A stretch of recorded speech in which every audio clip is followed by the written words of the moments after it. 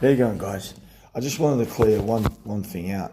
Well, I heard from my son as well. My son and other people that when I said I love girls and Al Pacino, man, and all this, when I always say man for everything. Man, how are you, man? How you going, man?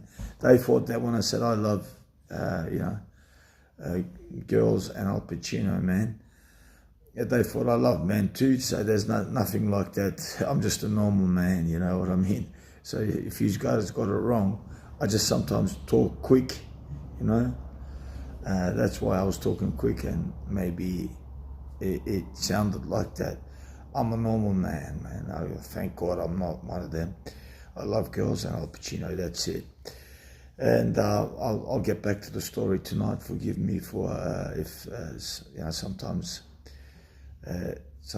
like when I'm talking, if you don't understand what I'm saying, and I'll get back to where I was when I went to Johnny's house. And so, man, just look after yourself, everybody, and keep cool. Genghis Khan is always here. I love you all, man. All good, eh? Thank you very much for listening to me. Thank you very much. I just like to, take it all out, whatever I had in my life, and and it's good to. And now I have to go to work with my truck, so I just go back to normal life. And God bless everybody. God bless everyone in the world. And God gave me beautiful, my beautiful daughter and my beautiful kids that I have to look after in Sydney, because I don't. One thing I'll let you know too, I hate Sydney for two reasons. I hate Sydney, too much mixed multicultural, and I got nothing against them, but too many gays in this damn place. I hate Sydney because of that, and too many wannabe gangsters too.